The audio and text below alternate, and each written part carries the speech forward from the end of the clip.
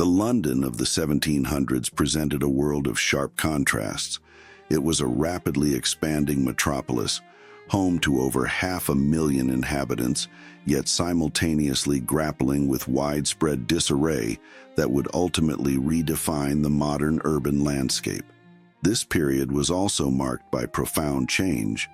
Refined public spaces emerged in the West End, and visionary architects such as Christopher Wren spearheaded the city's reconstruction with a monumental grandeur. Leveraging cutting-edge artificial intelligence software, we are now capable of rendering these historical settings with an unprecedented level of precision.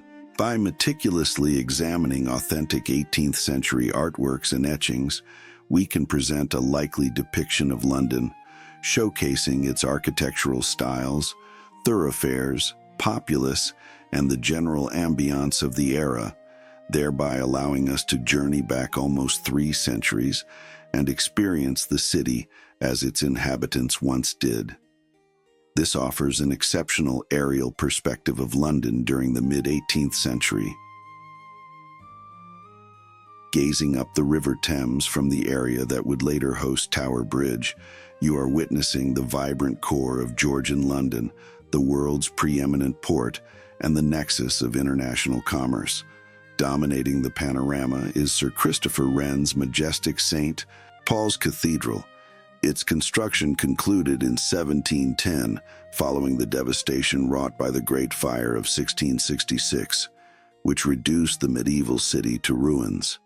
To the right stands the monument, a perpetual commemoration of the catastrophic fire that fundamentally altered London's fabric. The Thames teems with a multitude of sailing vessels and smaller craft. This was the primary artery of London, alive with the flow of trade from across the British Empire. Observe the iconic ancient London Bridge, still lined with dwellings and commercial establishments, a characteristic it had maintained for centuries. This vista encapsulates London at the zenith of its Georgian affluence, a time when it was transitioning from a medieval settlement to the capital of a burgeoning global power.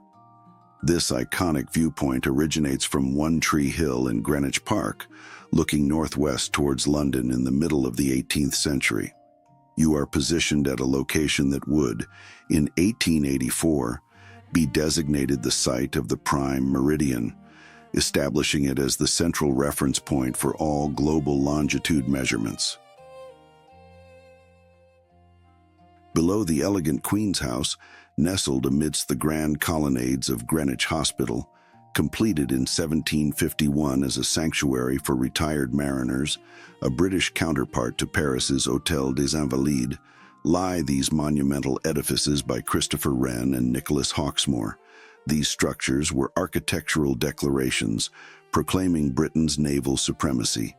Greenwich served as the primary entry point for maritime commerce into London, and this elevated vantage point afforded visitors a comprehensive view of the entire approach to the capital.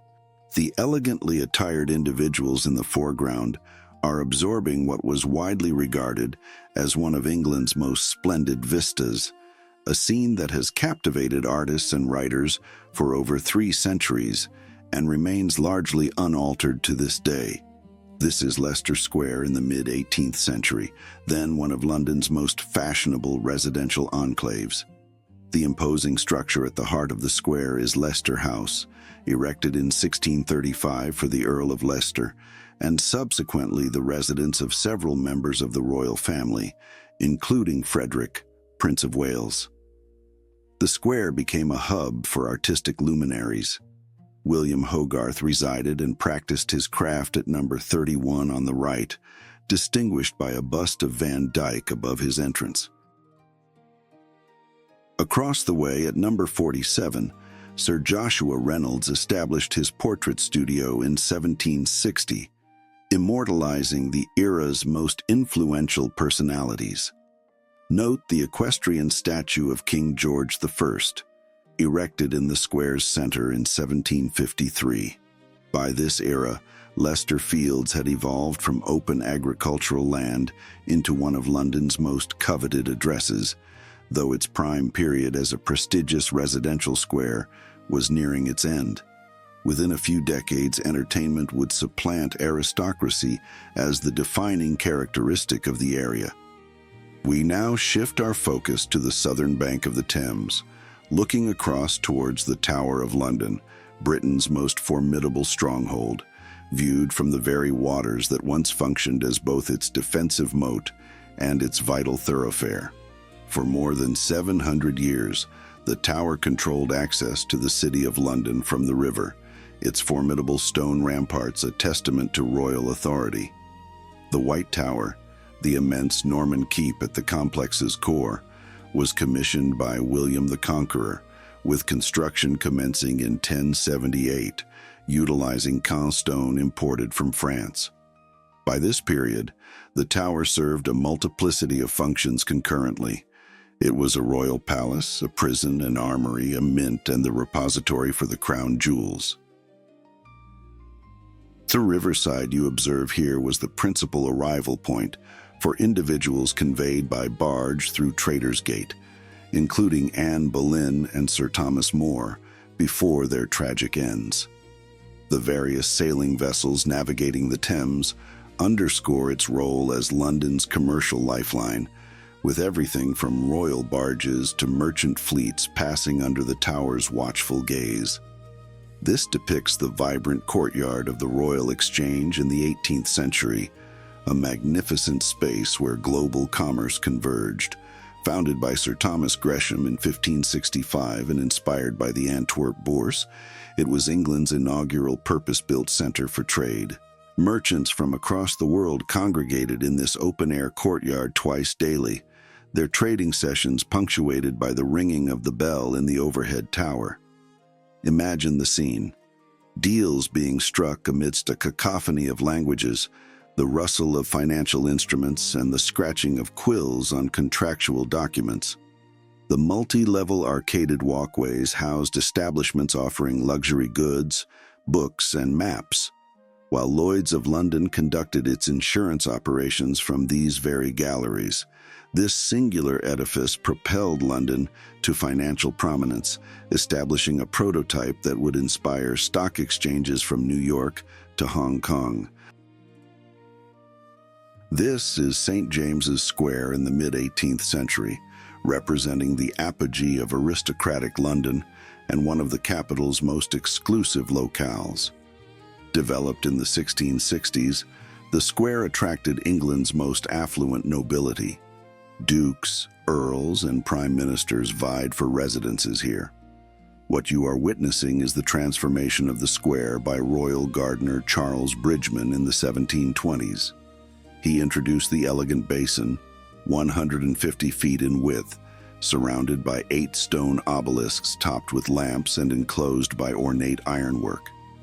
Prior to Bridgeman's intervention, the square was described by residents as rude and in great disorder, muddy, neglected, and frankly embarrassing for such prestigious addresses. The spire of St. James's Church pierces the distant skyline. Within mere decades, this square would transition from its residential grandeur to become the hub of the clubs, businesses, and institutions that occupy these buildings today. This is Cheapside, a lively commercial thoroughfare in Georgian London. The name derives from the Old English word cheap, meaning marketplace, and for centuries, it was the site where fortunes were amassed. The elegant steeple soaring above the street belongs to St. Mary le Bow, a masterpiece by Christopher Wren, rebuilt following the Great Fire. Its famed bow bells became the definitive marker of a true Cockney, with anyone born within their audible range claiming that proud distinction. Down this wide thoroughfare, merchants peddled an array of goods from silks and jewelry to books and spices. The rows of shops lining both sides constituted some of the world's most sought-after retail spaces. This was not merely a street. It was, in essence, the Oxford Street and Wall Street of the 1700s combined, where London's merchant class constructed their empires, one transaction at a time. History has bequeathed us thousands of these remarkable engravings and paintings from cities worldwide, frozen moments in time awaiting revitalization. Therefore, tell us in the comments, which city would you wish to see brought back to life next? Your selection could be featured in our subsequent video. Thank you for watching, and we look forward to seeing you in the next installment.